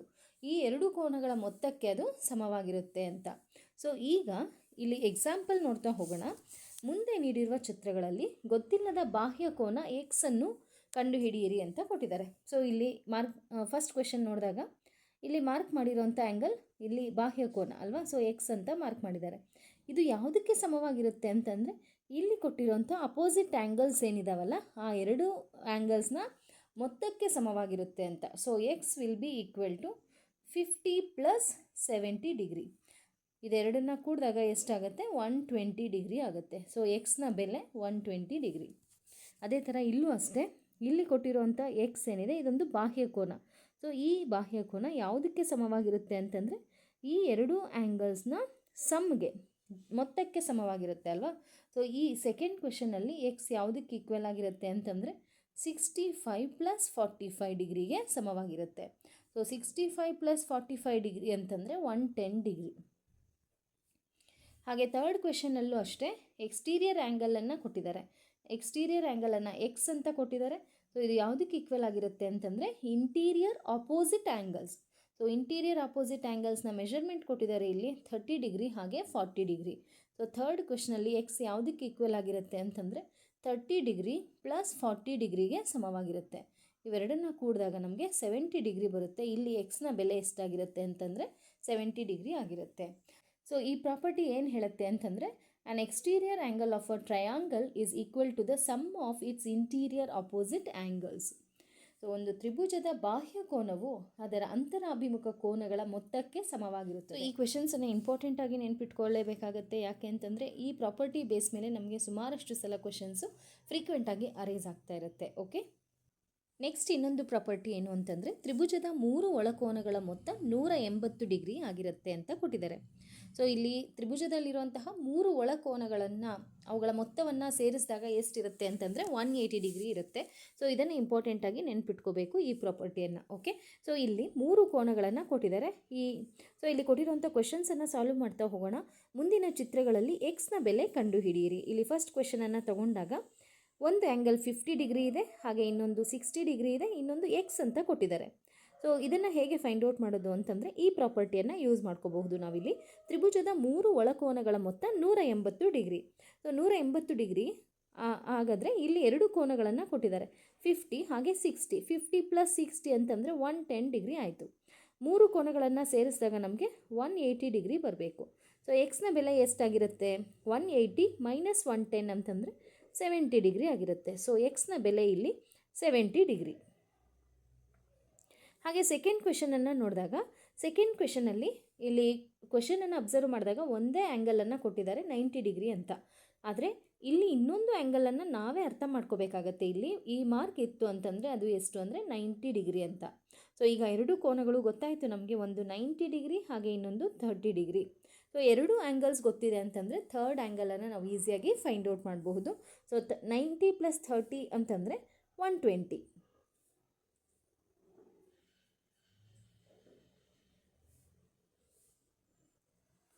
ಸೊ 90 + 30 ಅಂತಂದರೆ 120 ಆಗುತ್ತೆ. ಸೊ ಟೋಟಲ್ 3 ಆ್ಯಂಗಲ್ಸ್ದು ಸಮ್ ಎಷ್ಟಿರಬೇಕು? 180. ಸೊ 180 - 120 ಅಂತಂದರೆ 60 ಡಿಗ್ರಿ. ಈ ಕ್ವೆಶನಲ್ಲಿ ಸೆಕೆಂಡ್ ಕ್ವೆಶನಲ್ಲಿ ಎಕ್ಸ್ನ ಬೆಲೆ ಎಷ್ಟಾಗಿರುತ್ತೆ ಅಂತಂದರೆ 60 ಡಿಗ್ರಿ ಆಗಿರುತ್ತೆ. ಹಾಗೆ ಇಲ್ಲಿ ಥರ್ಡ್ ಕ್ವೆಶನನ್ನು ಅಬ್ಸರ್ವ್ ಮಾಡೋಣ. ಥರ್ಡ್ ಕ್ವೆಶನಲ್ಲಿ ಒಂದು ಆ್ಯಂಗಲ್ 110 ಇದೆ, ಹಾಗೆ ಇನ್ನೊಂದು ಆ್ಯಂಗಲ್ಲು 30 ಡಿಗ್ರಿ ಇದೆ. ಸೊ ಈ 2 ಆ್ಯಂಗಲ್ಸನ್ನು ಸೇರಿಸಿದಾಗ 140. ಆಗ ನಾವು ಎಕ್ಸ್ನ ಬೆಲೆನೇ ಈಸಿಯಾಗಿ ಫೈಂಡ್ ಔಟ್ ಮಾಡಬಹುದಲ್ವ. ಸೊ 140 ಇದೆ ಅಂತಂದರೆ ಇದು ಇನ್ನೊಂದು ಆ್ಯಂಗಲ್ ಎಷ್ಟಾಗಿರುತ್ತೆ? 40. ಯಾಕೆ ಅಂತಂದರೆ 3 ಕೋನಗಳ ಮೊತ್ತ ನಮಗೆ 180 ಡಿಗ್ರಿ ಆಗಿರಬೇಕು. ಸೊ ಥರ್ಡ್ ಕ್ವೆಶನಲ್ಲಿ ಎಕ್ಸ್ನ ಬೆಲೆ 40 ಡಿಗ್ರಿ ಆಗಿರುತ್ತೆ. ಇಲ್ಲಿ ಫೋರ್ತ್ ಕ್ವೆಶನನ್ನು ನೋಡೋಣ. ಫೋರ್ತ್ ಕ್ವೆಶನಲ್ಲಿ ಒಂದು ಆ್ಯಂಗಲನ್ನು 50 ಡಿಗ್ರಿ ಅಂತ ಕೊಟ್ಟಿದ್ದಾರೆ, ಹಾಗೆ ಇನ್ನೆರಡು ಆ್ಯಂಗಲ್ಸನ್ನು ಎಕ್ಸ್ ಅಂತ ಕೊಟ್ಟಿದ್ದಾರೆ. ಅದರ ಅರ್ಥ ಏನು? ಈ 2 ಆ್ಯಂಗಲ್ಸು ಸೇಮ್ ಮೆಷರ್ಮೆಂಟ್ ಇರುತ್ತೆ ಅಂತ. ಸೊ ಈಗ ಇಲ್ಲಿ ಹೇಗೆ ನಾವು ಎಕ್ಸ್ ವ್ಯಾಲ್ಯೂನ ಫೈಂಡ್ ಔಟ್ ಮಾಡಬಹುದು ಅಂತಂದರೆ ಕೊಟ್ಟಿರೋ 3 ಆ್ಯಂಗಲ್ನ ಮೊತ್ತ ಎಷ್ಟಿರಬೇಕು ಅಂತ ಗೊತ್ತಿದೆ ನಮಗೆ, 180 ಡಿಗ್ರಿ ಅಲ್ವಾ. ಸೊ 50 + ಎಕ್ಸ್ + ಎಕ್ಸ್ ಇವೆರಡನ್ನ 3 ಆ್ಯಂಗಲ್ಸನ್ನು ಕೂಡಿದಾಗ ನಮಗೆ 180 ಡಿಗ್ರಿ ಬರಬೇಕು. ಸೊ 180 ಡಿಗ್ರಿ ಇರಬೇಕು ಅಂತಂದಾಗ ಇಲ್ಲಿ ಈಕ್ವೇಷನನ್ನು ಸಿಂಪ್ಲಿಫೈ ಮಾಡ್ತಾ ಹೋಗೋಣ. 50ಯನ್ನು RHSಗೆ ತಗೊಳ್ಳೋಣ. ಆಗ ಇಲ್ಲಿ ಉಳಿದಿದ್ದು ಎಕ್ಸ್ + ಎಕ್ಸ್. ಎಕ್ಸ್ + ಎಕ್ಸ್ ಅಂತಂದರೆ 2x = 180 - 50. 50 ಈ ಕಡೆ ಬಂದಾಗ -50 ಆಗುತ್ತೆ. So 2x = 130 degree. ಎಕ್ಸ್ = 130/2. ಇಲ್ಲಿ ಸಿಂಪ್ಲಿಫೈ ಮಾಡಿದಾಗ 2 1s are 2, 2 6s are 12, 2 5s are 10. So ಎಕ್ಸ್ನ ವ್ಯಾಲ್ಯೂ ಇಲ್ಲಿ ಎಷ್ಟು ಬರುತ್ತೆ ಅಂತಂದರೆ 65 ಡಿಗ್ರಿ ಬರುತ್ತೆ. ಓಕೆ, ಸೊ ಈ 2 ಆ್ಯಂಗಲ್ಸ್ನ ಮೆಷರ್ಮೆಂಟ್ ಎಷ್ಟಾಗಿರುತ್ತೆ ಇಲ್ಲಿ ಅಂತಂದರೆ 65 ಡಿಗ್ರಿ ಆಗಿರುತ್ತೆ. ಓಕೆ, ನೆಕ್ಸ್ಟ್ ಕ್ವೆಶನಲ್ಲಿ ಅಬ್ಸರ್ವ್ ಮಾಡಿದಾಗ 3 ಕೋನಗಳನ್ನು ಇಲ್ಲಿ ಏನಂತ ಕೊಟ್ಟಿದ್ದಾರೆ? ಎಕ್ಸ್ ಅಂತ ಕೊಟ್ಟಿದ್ದಾರೆ. ಇಲ್ಲಿ ಯಾವುದೇ ಒಂದು ಆ್ಯಂಗಲ್ನ ಮೆಷರ್ಮೆಂಟನ್ನು ಕೊಟ್ಟಿಲ್ಲ, ಬಟ್ 3 ಆ್ಯಂಗಲ್ಸನ್ನು ಎಕ್ಸ್ ಅಂತ ಕೊಟ್ಟಿರೋದ್ರಿಂದ ನಾವು ಒಂದು ತಿಳ್ಕೊಬಹುದು, ಇಲ್ಲಿ 3 ಆ್ಯಂಗಲ್ಸ್ನ ಮೆಷರ್ಮೆಂಟ್ ಏನಿದೆ ಅದು ಸೇಮ್ ಇರುತ್ತೆ ಅಂತ. ಸೊ ಇಲ್ಲಿ ಈ ಕ್ವೆಶನನ್ನು ಹೇಗೆ ಸಿಂಪ್ಲಿಫೈ ಮಾಡಬಹುದು ಅಂತಂದರೆ 3 ಆ್ಯಂಗಲ್ಸನ್ನು ಕೂಡೋಣ. ಓಕೆ, ಎಕ್ಸ್ + ಎಕ್ಸ್ + ಎಕ್ಸ್ ಅಂತಂದರೆ ಆ 3 ಕೋನಗಳ ಮೊತ್ತ ನಮಗೆ ಎಷ್ಟಿರಬೇಕು? 180 ಡಿಗ್ರಿ ಇರಬೇಕು. ಸೊ ಇಲ್ಲಿ 3x = 180 ಅಂತ ಬರುತ್ತೆ. ಎಕ್ಸ್ = 180/3. ಸಿಂಪ್ಲಿಫೈ ಮಾಡಿದಾಗ 3 1s are 3, 3 6s are 18, 0. So ಎಕ್ಸ್ನ ಮೆಷರ್ಮೆಂಟ್ ಸಿಕ್ತು ನಮಗಿಲ್ಲಿ ಎಷ್ಟು ಅಂತಂದರೆ 60 ಡಿಗ್ರಿ. ಸೊ ಎಲ್ಲ ಕೋನಗಳು ಇಲ್ಲಿ ಸಮವಾಗಿರ್ತವೆ. ಸೊ ಎಷ್ಟಿರುತ್ತೆ ಅಲ್ಲಿ ಅಂತಂದರೆ 60 ಡಿಗ್ರಿ ಇರ್ತದೆ. ಅಂದರೆ 60 ಡಿಗ್ರಿ ಇರೋದ್ರಿಂದ ಇದು ಯಾವ ಥರದ ತ್ರಿಭುಜ ಅಂತ ಹೇಳಬಹುದು? ಇದು ಲಘು ಕೋನ ತ್ರಿಭುಜ ಅಂತ ಹೇಳಬಹುದು ಅಲ್ವಾ. ಅಕ್ಯೂಟ್ ಆ್ಯಂಗಲ್ಡ್ ಟ್ರಯಾಂಗಲ್ ಅಂದರೆ 3 ಕೋನಗಳು 90 ಡಿಗ್ರಿಗಿಂತ ಕಡಿಮೆ ಇರೋದ್ರಿಂದ ಇದನ್ನು ನಾವು ಅಕ್ಯೂಟ್ ಆ್ಯಂಗಲ್ಡ್ ಟ್ರಯಾಂಗಲ್ ಅಂತ ಹೇಳಬಹುದು. ಓಕೆ, ನೆಕ್ಸ್ಟ್ ಕ್ವೆಶನ್ ಇಲ್ಲಿ ಒಂದು ಆ್ಯಂಗಲನ್ನು ಎಕ್ಸ್ ಅಂತ ಕೊಟ್ಟಿದ್ದಾರೆ, ಇನ್ನೊಂದು ಆ್ಯಂಗಲನ್ನು 2x ಅಂತ ಕೊಟ್ಟಿದ್ದಾರೆ, ಇಲ್ಲಿ ಯಾವುದೇ ಮೆಷರ್ಮೆಂಟನ್ನು ಕೊಟ್ಟಿಲ್ಲ, ಬಟ್ ನಾವಿಲ್ಲಿ ಫಿಗರ್ ಅಬ್ಸರ್ವ್ ಮಾಡ್ತಾ ಇದ್ದಂಗೆ ನಮಗೆ ಇಲ್ಲಿ ಗೊತ್ತಾಗುತ್ತೆ ಈ ಆ್ಯಂಗಲ್ ಎಷ್ಟಿದೆ ಅಂತ ಅಲ್ವಾ. ಸೊ ಇದು ಎಲ್ ಶೇಪಲ್ಲಿದೆ, ಹಾಗೆ ಇದು 90 ಡಿಗ್ರಿ ಇರುತ್ತೆ ಅಲ್ವಾ. ರೈಟ್ ಆ್ಯಂಗಲ್ಡ್ ಟ್ರಯಾಂಗಲನ್ನು ಕೊಟ್ಟಿದ್ದಾರೆ. ಸೊ ಈಗ ಈಸಿಯಾಗಿ ನಾವು ಎಕ್ಸ್ ವ್ಯಾಲ್ಯೂನ ಫೈಂಡ್ ಔಟ್ ಮಾಡಬಹುದು ಅಲ್ವಾ. ಸೊ ಒಂದು ಆ್ಯಂಗಲ್ಲು 90 ಅಂತ ಗೊತ್ತಾಯಿತು, ಪ್ಲಸ್ ಇನ್ನೊಂದು ಆ್ಯಂಗಲ್ಲು ಎಕ್ಸ್, ಹಾಗೆ ಇನ್ನೊಂದು ಆ್ಯಂಗಲ್ಲು 2x. ಇವು ಮೂರನ್ನು ಕೂಡಿದಾಗ ನಮಗೆ ಟೋಟಲ್ ಎಷ್ಟು ಇರಬೇಕು ಅಂತಂದರೆ 180 ಡಿಗ್ರಿ ಇರಬೇಕು. ಸೊ ಇಲ್ಲಿ 90ನ RHSಗೆ ತಗೊಳ್ಳೋಣ, ಆಗ ಇಲ್ಲಿ ಉಳಿಯುವಂಥದ್ದು 3x is equal to 180 degree minus 90 degree. 3x is equal to 180 minus 90 ಅಂದರೆ 90 degree. x is equal to 90/3. So ಇಲ್ಲಿ ಸಿಂಪ್ಲಿಫೈ ಮಾಡಿದಾಗ 30 ಬರುತ್ತೆ. ಎಕ್ಸ್ನ ವ್ಯಾಲ್ಯೂ ಎಷ್ಟು ಬರುತ್ತೆ ಅಂದರೆ 30 ಡಿಗ್ರಿ. ಅಂದರೆ ಇಲ್ಲಿರುವಂತಹ ಆ್ಯಂಗಲ್ ಎಷ್ಟಿರುತ್ತೆ 30 ಡಿಗ್ರಿ. ಹಾಗೆ ಇಲ್ಲಿ 2x ಅಂತ ಕೊಟ್ಟಿದ್ದಾರೆ. ಸೊ 2x ಅಂತಂದರೆ 2 ಇಂಟು ಎಕ್ಸ್ನ ವ್ಯಾಲ್ಯೂ ನಾವಿಲ್ಲಿ ಸಬ್ಸ್ಟಿಟ್ಯೂಟ್ ಮಾಡಬೇಕು. 2 ಇಂಟು 30. ಸೊ 2 ಇಂಟು 30 ಅಂತಂದರೆ 60 ಡಿಗ್ರಿ. ಸೊ ಈ ಟ್ರಯಾಂಗಲಲ್ಲಿ ಒಂದು ಆ್ಯಂಗಲ್ 30 ಡಿಗ್ರಿ, ಇನ್ನೊಂದು ಆ್ಯಂಗಲ್ 90 ಡಿಗ್ರಿ, ಹಾಗೆ ಇನ್ನೊಂದು ಎಷ್ಟು ಅಂದರೆ 60 ಡಿಗ್ರಿ ಆಗಿರುತ್ತೆ. ಓಕೆ, ಸೊ ಇನ್ನೊಂದಷ್ಟು ಕ್ವೆಶನ್ಸನ್ನು ನಾವಿಲ್ಲಿ ಸಾಲ್ವ್ ಮಾಡ್ತಾ ಹೋಗೋಣ. ನಾವಿವತ್ತು ಸಾಲ್ವ್ ಮಾಡ್ತಾ ಇರೋಂಥ ಕ್ವೆಶನ್ಸು ನಮ್ಮ 7th NCERTಯಲ್ಲಿರುವಂತಹ ಕ್ವೆಶನ್ಸನ್ನು ಸಾಲ್ವ್ ಮಾಡ್ತಾ ಇದ್ದೀವಿ. ಸೊ ಈ ಕ್ವೆಶನ್ಸನ್ನು ಸಾಲ್ವ್ ಮಾಡಿದಾಗ ನಮಗೆ ಈಸಿಯಾಗಿ ಟ್ರಯಾಂಗಲ್ಸ್ ಬೇಸ್ ಮೇಲೆ ಯಾವುದೇ ಥರದ ಕ್ವೆಶನ್ಸ್ ಅರೈಸ್ ಆದಾಗ ಅದರ ಬೇಸಿಕ್ ಏನಿದೆ ಅದಷ್ಟು ನಮಗೆ ಅರ್ಥ ಆಗುತ್ತೆ. ಓಕೆ, ಸೊ ಇಲ್ಲಿ ಮುಂದಿನ ಚಿತ್ರಗಳಲ್ಲಿ ಎಕ್ಸ್ ಮತ್ತು ವೈ ಬೆಲೆಗಳನ್ನು ಕಂಡುಹಿಡಿಯಿರಿ ಅಂತ ಕೊಟ್ಟಿದ್ದಾರೆ. ಸೊ ಇದರಲ್ಲಿ ಹೇಗೆ ಫೈಂಡ್ ಔಟ್ ಮಾಡಬಹುದು ಅಂತಂದರೆ, ನಾವಿಲ್ಲಿ ಈಗಾಗಲೇ ಡಿಸ್ಕಷನ್ ಮಾಡಿರೋ ಹಾಗೆ ಎಕ್ಸ್ಟೀರಿಯರ್ ಆ್ಯಂಗಲ್ ಪ್ರಾಪರ್ಟಿಯನ್ನು ಯೂಸ್ ಮಾಡ್ಕೊಳ್ಳೋಣ. ಸೊ ಇಲ್ಲಿ ಎಕ್ಸ್ಟೀರಿಯರ್ ಆ್ಯಂಗಲ್ ಮೆಷರ್ಮೆಂಟ್ ಕೊಟ್ಟಿದ್ದಾರೆ ಎಷ್ಟು ಅಂದರೆ 120 ಡಿಗ್ರಿ. ಹಾಗೆ ಇದಕ್ಕೆ ಇಂಟೀರಿಯರ್ ಆಪೋಸಿಟ್ ಆ್ಯಂಗಲ್ಸ್ ಏನಿದ್ದಾವೆ ಆ ಎರಡು ಆ್ಯಂಗಲ್ಸಲ್ಲಿ ಒಂದರ ಮೆಷರ್ಮೆಂಟ್ ಕೊಟ್ಟಿದ್ದಾರೆ 50 ಡಿಗ್ರಿ ಅಂತ, ಇನ್ನೊಂದರ ಮೆಷರ್ಮೆಂಟ್ ಎಕ್ಸ್ ಅಂತ ಕೊಟ್ಟಿದ್ದಾರೆ. ಸೊ ಎಕ್ಸ್ಟೀರಿಯರ್ ಆ್ಯಂಗಲ್ಲು ಹಾಗೆ ಇದರಲ್ಲಿ ಒಂದು ಆ್ಯಂಗಲ್ ನಮಗೆ ಗೊತ್ತಿದೆ ಅಂದರೆ ಎಕ್ಸ್ ವ್ಯಾಲ್ಯೂನ ಈಸಿಯಾಗಿ ಫೈಂಡ್ ಔಟ್ ಮಾಡಬಹುದು ಅಲ್ವಾ. ಸೊ 50 ಹಾಗೆ ಎಕ್ಸ್ ಇವೆರಡು ಯಾವುದಕ್ಕೆ ಸಮವಾಗಿರುತ್ತೆ ಅಂದರೆ 120 ಡಿಗ್ರಿಗೆ ಈಕ್ವಲ್ ಆಗಿರುತ್ತೆ ಅಲ್ವಾ. ಸೊ ಈಗ 50 ಇಲ್ಲಿದೆ ಅಂತಂದರೆ 120 ಮೈನಸ್ 50, ಸೊ ಹಾಗೆ ಎಷ್ಟಾಗುತ್ತೆ 70 ಡಿಗ್ರಿ. ಅಂದರೆ ಎಕ್ಸ್ನ ವ್ಯಾಲ್ಯೂ ಎಷ್ಟಾಗುತ್ತೆ 70 ಡಿಗ್ರಿ. ಈಗ ಈ ಟ್ರಯಾಂಗಲ್ನ ಎರಡು ಆ್ಯಂಗಲ್ಸ್ ಗೊತ್ತಾಯಿತು, ಒಂದು 70 ಹಾಗೆ ಒಂದು 50 ಡಿಗ್ರಿ. ಆಗ ಉಳಿದಿರೋ ಅಂಥ ಆ್ಯಂಗಲ್ ಎಷ್ಟಾಗಿರುತ್ತೆ ಅಂತಂದರೆ 60 ಡಿಗ್ರಿ. ಸೊ ಇಲ್ಲಿ ಎಕ್ಸ್ನ ವ್ಯಾಲ್ಯೂ 70 ಡಿಗ್ರಿ ಹಾಗೆ ವೈನ ವ್ಯಾಲ್ಯೂ 60 ಡಿಗ್ರಿ. ಈ ಥರ ನಾವಿಲ್ಲಿ ಮೆಷರ್ಮೆಂಟ್ಗೆ ಈ ಥರ ನಾವಿಲ್ಲಿ ಇದನ್ನು ಫೈಂಡ್ ಔಟ್ ಮಾಡಬಹುದು. ಹಾಗೆ ಇನ್ನೊಂದು ರೀತಿಯೂ ಫೈಂಡ್ ಔಟ್ ಮಾಡಬಹುದು, ಅದು 7th ಸ್ಟ್ಯಾಂಡರ್ಡ್ ಟೆಕ್ಸ್ಟ್ ಬುಕ್ಕಲ್ಲಿಲ್ಲ, ಬಟ್ ನಾವಿಲ್ಲಿ ತಿಳ್ಕೊಬೇಕಾಗತ್ತೆ. ಸೊ ಹೇಗೆ ಅದು ಅಂತಂದರೆ ಇದನ್ನು ಅಬ್ಸರ್ವ್ ಮಾಡಿದಾಗ ನಮಗೆ ಇಲ್ಲಿ ಇದು ಯಾವ ಥರ ಇದೆ, ಈ ಎರಡು ಆ್ಯಂಗಲ್ಸನ್ನು ಅಬ್ಸರ್ವ್ ಮಾಡಿದಾಗ ಈ ಎರಡು ಲೀನಿಯರ್ ಪೇರ್ ಆಫ್ ಆ್ಯಂಗಲ್ಸ್ ಅಂತ ಹೇಳ್ತೀವಿ. So linear pair of angles ಅಂತಂದರೆ ಈ ಎರಡು ಆ್ಯಂಗಲ್ಸು ಯಾವುದಕ್ಕೆ ಈಕ್ವಲ್ ಆಗಿರುತ್ತೆ ಅಂತಂದರೆ 180 ಡಿಗ್ರಿಗೆ ಈಕ್ವಲ್ ಆಗಿರ್ತವೆ. ಸೊ ಇಲ್ಲಿ ಒಂದು ಆ್ಯಂಗಲ್ 120 ಇದೆ ಅಂತಂದರೆ ಇನ್ನೊಂದು ಆ್ಯಂಗಲ್ 60 ಡಿಗ್ರಿ ಇರುತ್ತೆ. ಅಂದರೆ 180 ಡಿಗ್ರಿ ಆಗಬೇಕಲ್ವ ಇವೆರಡನ್ನು ಸೇರಿಸಿದಾಗ. ಸೊ ವೈನ ಮೆಷರ್ಮೆಂಟು 60 ಡಿಗ್ರಿ. ಸೊ ಆಗ ವೈನ ಮೆಷರ್ಮೆಂಟ್ ಗೊತ್ತಾಯಿತು. ಹಾಗೆ ಇಲ್ಲಿ ಆಲ್ರೆಡಿ ಒಂದು ಆ್ಯಂಗಲನ್ನು ಕೊಟ್ಟಿದ್ದಾರೆ ಅಂತಂದರೆ ಅದು 50 ಅಂತ ಕೊಟ್ಟಿದ್ದಾರೆ. ಸೊ ಆಗ ಥರ್ಡ್ ಆ್ಯಂಗಲನ್ನು ಈಸಿಯಾಗಿ ಫೈಂಡ್ ಔಟ್ ಮಾಡಬಹುದು ಅಲ್ವಾ. ಸೊ ಇಂಟೀರಿಯರ್ ಆ್ಯಂಗಲ್ ಸಮ್ ಪ್ರಾಪರ್ಟಿಯಿಂದ ಸೊ ಇವೆರಡನ್ನು ಸೇರಿಸಿದಾಗ ನಮಗೆ 110 ಡಿಗ್ರಿ ಆಗುತ್ತೆ. 180 ಡಿಗ್ರಿ ಆಗಬೇಕಾದ್ರೆ ಎಕ್ಸ್ ಪ್ಲೇಸಲ್ಲಿ ಎಷ್ಟಿರಬೇಕು 70 ಡಿಗ್ರಿ. ಸೊ ಈ ಥರನೂ ಸಹ ನಾವಿಲ್ಲಿ ಫೈಂಡ್ ಔಟ್ ಮಾಡಬಹುದು. ಎರಡು ಮೆಥಡ್ಸಲ್ಲಿ ನಿಮ್ಗೆ ಯಾವುದು ಕನ್ವೀನಿಯೆಂಟ್ ಅನಿಸುತ್ತೆ ಆ ಮೆಥಡನ್ನು ಇಲ್ಲಿ ಯೂಸ್ ಮಾಡ್ಕೋಬಹುದು. Okay, next question. ಈ ಕ್ವೆಶನಲ್ಲೂ ಸಹ 50 ಡಿಗ್ರಿ ಕೊಟ್ಟಿದ್ದಾರೆ. ಎಕ್ಸ್ ಹಾಗೆ ವೈ ವ್ಯಾಲ್ಯೂಸನ್ನು ನಾವಿಲ್ಲಿ ಫೈಂಡ್ ಔಟ್ ಮಾಡಬೇಕು. ಹಾಗೆ ಇಲ್ಲಿ ಒಂದು ಎಕ್ಸ್ಟೀರಿಯರ್ ಆ್ಯಂಗಲನ್ನು ಸಹ ಕೊಟ್ಟಿದ್ದಾರೆ. ಈ ಫಿಗರನ್ನು ಅಬ್ಸರ್ವ್ ಮಾಡಿದಾಗ ಇದು ಎಕ್ಸ್ ಶೇಪಲ್ಲಿದೆ.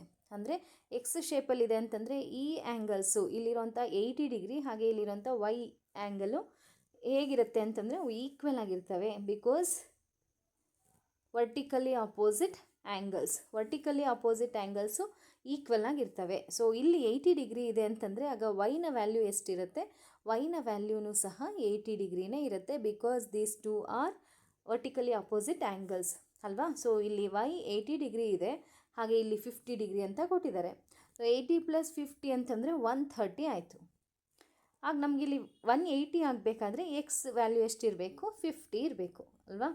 ಸೊ ಎಕ್ಸ್ನ ವ್ಯಾಲ್ಯೂ ಎಷ್ಟಿಲ್ಲ ಅಂತಂದರೆ 50 ಡಿಗ್ರಿ, ವೈನ ವ್ಯಾಲ್ಯೂ ಎಷ್ಟು ಅಂತಂದರೆ 80 ಡಿಗ್ರಿ.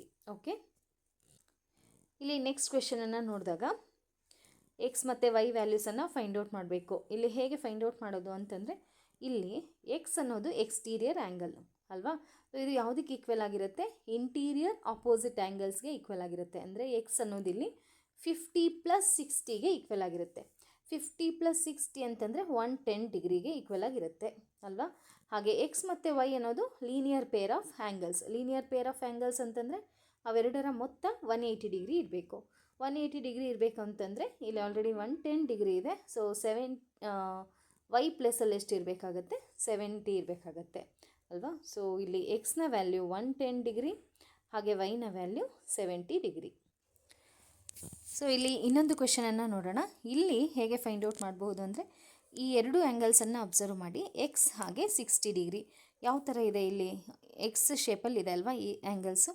ವರ್ಟಿಕಲಿ ಅಪೋಸಿಟ್ ಆ್ಯಂಗಲ್ಸ್ ಅಂದರೆ ಈ ಥರ ಇರ್ತವೆ. ಅಂದರೆ ಈ ಅಪೋಸಿಟ್ ಎಕ್ಸ್ ಶೇಪಲ್ಲಿದ್ದು ಈ ಥರ ಇದ್ದಾಗ ಅವನ್ನು ನಾವು ವರ್ಟಿಕಲಿ ಅಪೋಸಿಟ್ ಆ್ಯಂಗಲ್ಸ್ ಅಂತ ಹೇಳ್ತೀವಿ ಅಲ್ವಾ. ಸೊ 60 ಹಾಗೆ ಎಕ್ಸ್ ಡಿಗ್ರಿ ಇವೆ. ಎಕ್ಸ್ ಅನ್ನೋದು ವರ್ಟಿಕಲಿ ಅಪೋಸಿಟ್ ಆ್ಯಂಗಲ್ಸ್ ಆಗಿರೋದ್ರಿಂದ ಎಕ್ಸ್ನ ಬೆಲೆ ಎಷ್ಟಾಗಿರುತ್ತೆ ಅಂತಂದರೆ 60 ಡಿಗ್ರಿನೇ ಆಗಿರುತ್ತೆ. ಓಕೆ, ಎಕ್ಸ್ನ ವ್ಯಾಲ್ಯೂ ಇಲ್ಲಿ 60 ಡಿಗ್ರಿ. ಹಾಗೆ ಇಲ್ಲಿ ಇನ್ನೊಂದು ಆ್ಯಂಗಲ್ ಮೆಷರ್ಮೆಂಟ್ ಕೊಟ್ಟಿದ್ದಾರೆ 30 ಡಿಗ್ರಿ ಅಂತ. 60 + 30 ಅಂತಂದರೆ 90 ಆಯಿತು. ಸೊ ಮೂರು ಆ್ಯಂಗಲ್ಸನ್ನು ಸೇರಿಸಿದಾಗ 180 ಆಗಬೇಕಾದ್ರೆ ನಮಗೆ ವೈ ಪ್ಲೇಸಲ್ಲಿ ಎಷ್ಟಿರಬೇಕು? 90 ಡಿಗ್ರಿ ಆಗಿರಬೇಕು. ಓಕೆ, ಸೊ ಫ್ರೆಂಡ್ಸ್, ಇವತ್ತಿನ ಕ್ಲಾಸಲ್ಲಿ ಡಿಸ್ಕಷನ್ ಮಾಡಿದ ಕ್ವೆಶನ್ಸ್ ನಿಮ್ಗೆ ಅರ್ಥ ಆಗಿದೆ ಅಂತ ಭಾವಿಸ್ತೀನಲ್ವ. ಸೊ ಇಲ್ಲಿರುವಂತಹ 5th ಹಾಗೆ 6th ಕ್ವೆಶನ್ಸನ್ನು ನೀವೇ ಸಾಲ್ವ್ ಮಾಡಿ. ಓಕೆ, ಸೊ ತುಂಬ ಈಸಿಯಾಗಿರೋಂಥ ಕ್ವೆಶನ್ಸ್ ಇವು. 7th ಸ್ಟ್ಯಾಂಡರ್ಡಲ್ಲಿರೋಂಥ ಕ್ವೆಶನ್ಸ್ ಆಗಿರೋದ್ರಿಂದ ಸೊ ಐ ಹೋಪ್ ಈ ಕ್ವೆಶನ್ಸನ್ನು ನೀವು ಸಾಲ್ವ್ ಮಾಡ್ತೀರಾ ಅಂತ ಅಂದ್ಕೊಳ್ತೀನಿ. ಓಕೆ, ಸೊ ಇಲ್ಲಿ 7th NCERTಯಲ್ಲಿರುವಂಥ ಮತ್ತೊಂದಷ್ಟು ಕ್ವೆಶನ್ಸನ್ನು ನೋಡೋಣ. ಇಲ್ಲಿ ಒಂದು ತ್ರಿಭುಜದಲ್ಲಿ 2 ಲಂಬ ಕೋನಗಳಿರಬಹುದೇ ಅಂತ ಕ್ವೆಶನ್ ಕೇಳಿದ್ದಾರೆ. ಸೊ ಲಂಬ ಕೋನಗಳು ಅಂತಂದರೆ 90 ಡಿಗ್ರಿ. ಎರಡು ಕೋನಗಳನ್ನು ಸೇರಿಸಿದಾಗ ಎಷ್ಟಾಗುತ್ತೆ? 90 + 90 180 ಡಿಗ್ರಿ ಆಗೋಗುತ್ತೆ. ಆಗ ಮೂರನೇ ಕೋನ ಎಷ್ಟಿರುತ್ತಲ್ವಾ? ಸೊ ತ್ರಿಭುಜ ಅಂತಂದರೆ 3 ಕೋನಗಳಿರಬೇಕು. ಎರಡು ಕೋನಗಳ ಮೊತ್ತನೇ 180 ಡಿಗ್ರಿ ಇದೆ ಅಂತಂದರೆ ಅಲ್ಲಿ ಮೂರನೇ ಕೋನ ಬರೋದಕ್ಕೆ ಚಾನ್ಸೇ ಇಲ್ಲ. ಸೊ ಹಾಗಾಗಿ ಒಂದು ತ್ರಿಭುಜದಲ್ಲಿ 2 ಲಂಬ ಕೋನಗಳಿರಬಹುದೇ ಅಂತಂದರೆ ಅದು ನೋ. ಹಾಗೆ ನೆಕ್ಸ್ಟ್ ಕ್ವೆಶನ್, ಒಂದು ತ್ರಿಭುಜದಲ್ಲಿ 2 ಅಧಿಕ ಕೋನಗಳಿರಬಹುದೇ ಅಂತ ಕೇಳಿದ್ದಾರೆ. ಸೊ 2 ಅಧಿಕ ಕೋನಗಳು ಇರೋದಕ್ಕೆ ಅವಕಾಶ ಇದೆಯಾ? ಸೊ ಅಧಿಕ ಕೋನ ಅಂತಂದರೆ ನಾನಿಲ್ಲಿ ಒಂದು 110 ಡಿಗ್ರಿ ಅಂತ ತಗೊಳ್ತೀನಿ. ಇನ್ನೊಂದು ಅಷ್ಟೇ 90 ಮೇಲೇ ಇರಬೇಕು. 90 ಮೇಲೆ ಅಂತಂದರೆ 100 ಅಥವಾ 95 ಅಂತ ತಗೊಂಡ್ರೂ ಸಹ ಅವಾಗ ಎಷ್ಟಾಗುತ್ತೆ? 180ಗಿಂತ ಜಾಸ್ತಿ ಆಗಿಬಿಡುತ್ತೆ ಅಲ್ವಾ. ಸೊ ಹಾಗಾಗಿ 2 ಅಧಿಕ ಕೋನಗಳಿರೋದಕ್ಕೂ ಸಹ ಚಾನ್ಸೇ ಇಲ್ಲ. ಒಂದು ತ್ರಿಭುಜ ಅಂತ ತಗೊಂಡಾಗ ಒಂದು ಲಂಬಕೋನ ತ್ರಿಭುಜ ಅಂತ ತಗೊಂಡಾಗ ಒಂದೇ ಒಂದು ಲಂಬಕೋನ ಇರುತ್ತೆ. ಹಾಗೆ ಅಧಿಕ ಕೋನ ತ್ರಿಭುಜ ಅಂತ ತಗೊಂಡಾಗೂ ಸಹ ಅದರಲ್ಲಿ, ಅಥವಾ ವಿಶಾಲ ಕೋನ ತ್ರಿಭುಜ ಅಂತ ತಗೊಂಡಾಗೂ ಸಹ ಅದರಲ್ಲಿ ಒಂದೇ ಅಧಿಕ ಕೋನ ಇರುತ್ತೆ. ಎರಡು ಅಧಿಕ ಕೋನಗಳಾಗಲಿ ಎರಡು ಅಧಿಕ ಕೋನಗಳಾಗಲಿ 2 ಲಂಬ ಕೋನಗಳಾಗಲಿ ಇರಲು ಸಾಧ್ಯವಿಲ್ಲ. ಹಾಗೆ ಒಂದು ತ್ರಿಭುಜದಲ್ಲಿ 2 ಲಘು ಕೋನಗಳಿರಬಹುದೇ ಅಂತ ಇದೆ. ಸೊ ಒಂದು ತ್ರಿಭುಜದಲ್ಲಿ 2 ಲಘು ಕೋನಗಳು ಇರಬಹುದು. ಸೊ ಫಾರ್ ಎಕ್ಸಾಂಪಲ್ಲು ಈಗ 60 ಅಂತ ತಗೊಂಡಾಗ ಮೂರೂ ಸಹ ಲಘು ಕೋನಗಳೇ ಅಲ್ವಾ. ಸೊ ಮೂರೂ ಇರಬಹುದು. ಹಾಗೆ ಒಂದು ಲಂಬಕೋನ ತ್ರಿಭುಜ ಅಂತ ತಗೊಂಡಾಗ ಒಂದು ಲಂಬಕೋನ ಇರುತ್ತೆ, ಹಾಗೆ 2 ಲಘು ಕೋನಗಳು ಇರ್ತವೆ. ಒಂದು ತ್ರಿಭುಜದಲ್ಲಿ 2 ಲಘು ಕೋನಗಳಿರಬಹುದೇ ಅಂತಂದರೆ ಇದು ಎಸ್. ಹಾಗೆ ಒಂದು ತ್ರಿಭುಜದಲ್ಲಿ ಎಲ್ಲ 3 ಕೋನಗಳು 60 ಡಿಗ್ರಿಗಿಂತ ಹೆಚ್ಚಿರಬಹುದೇ ಅಂತ ಕೇಳಿದ್ದಾರೆ. ಸೊ ಇಲ್ಲಿ ಈಗಾಗಲೇ ನಾನು ಇಲ್ಲಿ ಚಿತ್ರ ಬರೆದಿದ್ದೀನಿ. ಒಂದು ಟ್ರಯಾಂಗಲಲ್ಲಿ 3 ಆ್ಯಂಗಲ್ಸನ್ನು 60 ಡಿಗ್ರಿ ಅಂತ ತಗೊಂಡಾಗ ಸಮ್ ಎಷ್ಟಾಗುತ್ತೆ? 180 ಡಿಗ್ರಿ ಆಗುತ್ತೆ. ಇಲ್ಲಿ ಏನಂತ ಕೇಳಿದ್ದಾರೆ? ಎಲ್ಲ 3 ಕೋನಗಳು 60 ಡಿಗ್ರಿಗಿಂತ ಜಾಸ್ತಿ ಇರಬಹುದೇ ಅಂತ ಕೇಳಿದ್ದಾರೆ. ಸೊ ಎಲ್ಲ 3 ಕೋನಗಳು 60ಕ್ಕಿಂತ ಜಾಸ್ತಿ ತಗೊಂಡಾಗ ನಮಗೆ 180 ಡಿಗ್ರಿಗಿಂತ ಜಾಸ್ತಿ ಬರುತ್ತೆ. ಹಾಗಾದರೆ ನಾವೇನು ಮಾಡಬಹುದು? ಇಲ್ಲಿ 3 ಕೋನಗಳನ್ನು 60 ಡಿಗ್ರಿ ತಗೋಬಹುದು. ತ್ರಿಭುಜದಲ್ಲಿ 3 ಕೋನಗಳು 60 ಡಿಗ್ರಿ ಇರಬಹುದು ಅಷ್ಟೇ. ಅದಕ್ಕಿಂತ ಜಾಸ್ತಿ ತಗೊಂಡ್ರೆ ಅಲ್ಲಿ ತ್ರಿಭುಜದಲ್ಲಿ ಸಾಧ್ಯವಿಲ್ಲ. ಅದಕ್ಕಿಂತ ಜಾಸ್ತಿ ತಗೊಳ್ಳೋದಕ್ಕೆ ತ್ರಿಭುಜದಲ್ಲಿ ಸಾಧ್ಯವಿಲ್ಲ. ಓಕೆ, ಸೊ ಈ 4 ಕ್ವೆಶನ್ಸನ್ನು ಗಮನಿಸಬೇಕು ನಾವು. ನಮ್ಮ ಎಕ್ಸಾಮ್ಸಲ್ಲೂ ಸಹ ಈ ಥರದ ಕ್ವೆಶನ್ಸು ಅರೈಸ್ ಆಗುತ್ತೆ. ಓಕೆ, ನೆಕ್ಸ್ಟು ಇನ್ನೊಂದು ನಾವು ಇಲ್ಲಿ ಇಂಪಾರ್ಟೆಂಟಾಗಿ ಗಮನಿಸಬೇಕಾಗಿರುವಂಥ ಪ್ರಾಪರ್ಟಿ ಯಾವುದು ಅಂತಂದರೆ, ಒಂದು ತ್ರಿಭುಜದ 2 ಬಾಹುಗಳ ಮೊತ್ತ. ಬಾಹುಗಳನ್ನು ತಗೊಂಡಾಗ ತ್ರಿಭುಜದ ಯಾವುದೇ 2 ಬಾಹುಗಳ ಮೊತ್ತವು 3ನೇ ಬಾಹುವಿಗಿಂತ ಹೆಚ್ಚಾಗಿರುತ್ತದೆ ಅಂತ. ಅಂದರೆ 2 ಬಾಹುಗಳನ್ನು ತಗೊಂಡಾಗ 2 ಬಾಹುಗಳನ್ನು ಕೂಡಿದಾಗ ಆ ಸಮ್ ಏನಿರುತ್ತಲ್ಲ ಅದು ಮೂರನೇ ಬಾಹುವಿಗಿಂತ ಜಾಸ್ತಿ ಬರಬೇಕು ಅಂತ. ಸೊ ಸಪೋಸ್ ಇಲ್ಲಿ 5 3 4 ಅಂತ ತಗೊಂಡ್ವಿ ಅಂತ ಇಟ್ಕೊಳ್ಳಿ. ಸೊ ಇದೊಂದು ತ್ರಿಭುಜ ಅಲ್ವಾ. ಸೊ ಈಗ ಇದನ್ನು ನಾವು ಎ ಬಿ ಸಿ ಅಂತ ತಗೊಂಡಾಗ A B plus B C should be greater than A C. So ಇಲ್ಲಿ ಎ ಬಿನ ಮೆಷರ್ಮೆಂಟ್ 4 ಇದೆ, ಬಿ ಸಿನ ಮೆಷರ್ಮೆಂಟ್ 5 ಇದೆ, ಹಾಗೆ ಎ ಸಿನ ಮೆಷರ್ಮೆಂಟ್ 3 ಇದೆ. ಸೊ ಇವೆರಡನ್ನು ಸೇರಿಸಿದಾಗ ನಮಗೆ 9 ಬರುತ್ತೆ. ಅಂದರೆ ಥರ್ಡ್ ಸೈಡ್ ಏನಿದೆ ಅದಕ್ಕಿಂತ ಜಾಸ್ತಿ ಇದೆ ಅಲ್ವಾ. ಸೊ ಅದೇ ಥರ ನೀವು ಯಾವುದೇ ಎರಡು ಸೈಡ್ಸನ್ನು ಆ್ಯಡ್ ಮಾಡಿದಾಗೂ ಇದೇ ಥರನೇ ಬರುತ್ತೆ. ಓಕೆ. ಸೊ ಈಗ B C plus C A ಮಾಡಿದಾಗ ಇದು ಯಾವುದಕ್ಕೆ ಜಾಸ್ತಿ ಇರಬೇಕು? ಎ ಬಿಗಿಂತ ಜಾಸ್ತಿ ಇರಬೇಕು. ಬಿ ಸಿ ಅನ್ನೋದು 5 ಇದೆ, ಪ್ಲಸ್ ಸಿ ಎ ಅನ್ನೋದು 3 ಇದೆ, ಎ ಬಿ ಅನ್ನೋದು 4. ಸೊ ಇವೆರಡನ್ನು ಸೇರಿಸಿದಾಗ 8, it is greater than the third side which is 4 ಅಲ್ವಾ. ಸೊ ಅದೇ ಥರ ಇನ್ನೊಂದು ಮೆಷರ್ಮೆಂಟನ್ನು ತಗೊಂಡಾಗ C A plus A B should be greater than B C. C A measurement 3 ಇದೆ, ಎ ಬಿ ಮೆಷರ್ಮೆಂಟ್ 4 ಇದೆ, ಬಿ ಸಿನ ಮೆಷರ್ಮೆಂಟ್ 5 ಇದೆ. ಸೊ ಇವೆರಡನ್ನು ಆ್ಯಡ್ ಮಾಡಿದಾಗ ನಮಗೆ 7 ಬರುತ್ತೆ which is greater than third side that is 5 centimetre ಅಲ್ವಾ. ಸೊ ಈ ಥರ ಈ ಪ್ರಾಪರ್ಟಿ ಏನು ಹೇಳುತ್ತೆ ಅಂತಂದರೆ ತ್ರಿಭುಜದ ಯಾವುದೇ ಎರಡು ಬಾಹುಗಳನ್ನು ತಗೊಂಡಾಗ ಅವುಗಳ ಮೊತ್ತ ಮೂರನೇ ಬಾಹುವಿಗಿಂತ ಜಾಸ್ತಿ ಇರುತ್ತೆ ಅಂತ. ಸೊ ಅದ್ರ ಮೇಲೆ ಒಂದಷ್ಟು ಕ್ವೆಶನ್ಸ್ ಇದೆ ಇಲ್ಲಿ. ಮುಂದೆ ನೀಡಿರುವ ಬಾಹುಗಳನ್ನೊಳಗೊಂಡ ತ್ರಿಭುಜ ಇರಲು ಸಾಧ್ಯವೇ ಅಂತ. ಸೊ ಇಲ್ಲಿ ಫಸ್ಟ್ ಕ್ವೆಶನ್ ಏನು ಅಂತ ಕೊಟ್ಟಿದ್ದಾರೆ, 2 ಸೆಂಟಿಮೀಟರ್ 3 ಸೆಂಟಿಮೀಟರ್ 5 ಸೆಂಟಿಮೀಟರ್ ಅಂತ ಕೊಟ್ಟಿದ್ದಾರೆ. ಇಲ್ಲಿ ಅಬ್ಸರ್ವ್ ಮಾಡಿ, ಈ ಎರಡು ಬಾಹುಗಳನ್ನು ಸೇರಿಸಿದಾಗ ನಮಗೆ 5 ಬರುತ್ತೆ, ಅಂದರೆ ವಿಚ್ ಈಸ್ ಈಕ್ವಲ್. ಸೊ ಈ ಥರದ ಟ್ರಯಾಂಗಲ್ ಇರೋದಕ್ಕೆ ಸಾಧ್ಯ ಇಲ್ಲ. ಹಾಗೆ ಸೆಕೆಂಡ್ ಕ್ವೆಶನ್ ನೋಡಿದಾಗ 6 + 3 ಇವೆರಡನ್ನು ಸೇರಿಸಿದಾಗ 9, 7ಗಿಂತ ಗ್ರೇಟರ್. ಹಾಗೆ 6 + 7 ಇವೆರಡನ್ನು ಸೇರಿಸಿದಾಗ ಎಷ್ಟಾಗುತ್ತೆ? 13.